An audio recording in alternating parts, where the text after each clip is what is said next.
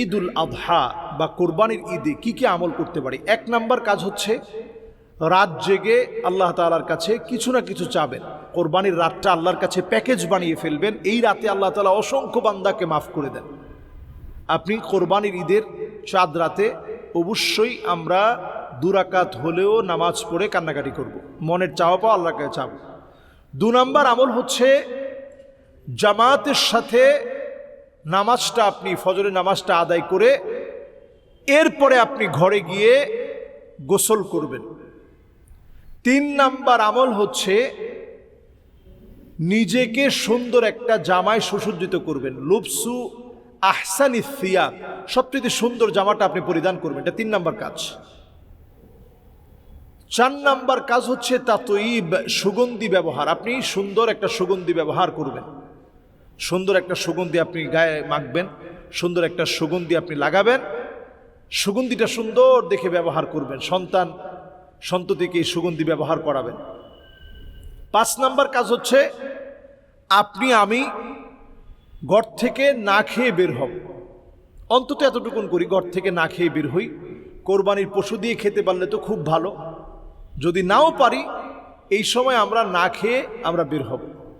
6 number কাজ হচ্ছে রাস্তায় চলার পথে আমরা বলবো আল্লাহু আকবার, আল্লাহু আকবার, লা ইলাহা ইল্লাল্লাহু, আল্লাহু আকবার, আল্লাহু আকবার, ওয়ালিল্লাহিল হামদ। আমরা পড়তে পড়তে পড়তে পড়তে আমরা যাব। এরপর 7 নাম্বার কাজ হচ্ছে আপনি যারাই মসজিদে যাচ্ছি চুপচাপ গিয়ে মসজিদে আমরা গিয়ে বসবো। বাংলাদেশের 6 তাকবীরে আমরা সলাতু ঈদুল আযহা আমরা পড়ে থাকি, আমরা পড়ব।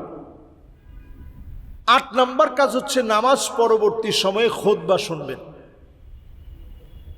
9 নাম্বার কাজ হচ্ছে যখন খুতবা শেষ তখন আপনারা বের হতে হতে সবাই কোলাকুলি করতে হবে এমন না, অন্তত মুসাফা করবেন, সালাম বিনিময় করবেন। একজন আরেকজনকে দেখে রাগ রাখবেন না।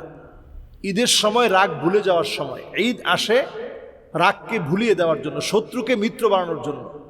এই জন্য আপনি শত্রুকে বন্ধু বানান ঈদের এই সময়। রাগ ভুলে যান, কি হয়েছে না হয়েছে সব ভুলে যান।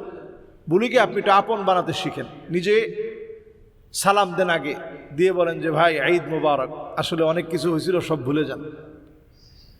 এরপর 10 নম্বর কাজ হচ্ছে আমি শব্দ চয়নে যদি ঈদ মুবারক বললাম অথবা তাকাব্বালাল্লাহু মিন্না ওয়া মিনকুম বললাম, তাকাব্বালাল্লাহু সালিহাল আমাল বললাম, কুল্লু আম ওয়া আনতুম বিখাইর বললাম।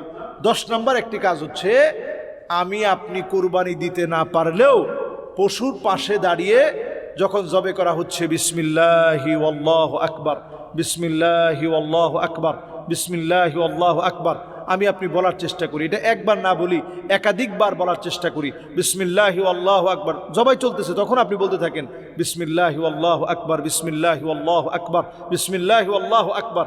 এই যে বলতেছেন, আল্লাহ তাআলা কিন্তু এর দ্বারা অনেক অনেক অনেক সওয়াব দিচ্ছেন। এই আমলগুলো আমরা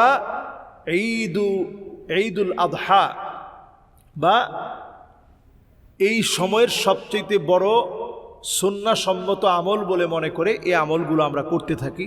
আল্লাহ রাব্বুল ইজ্জাতুল জালাল আমাদের ঈদকে কবুল করুক। সকলকে ঈদ মুবারক। তাকাব্বালাল্লাহু মিন্না ওয়া মিনকুম সালিহাল আমাল। ঈদ মুবারক। কুল্লু আম ওয়া আনতুম বিখাইর, কুল্লু সানা ওয়া আনতুম তাইয়্যিবুন। ওয়াসসালামু আলাইকুম ওয়া রাহমাতুল্লাহি ওয়া বারাকাতুহু।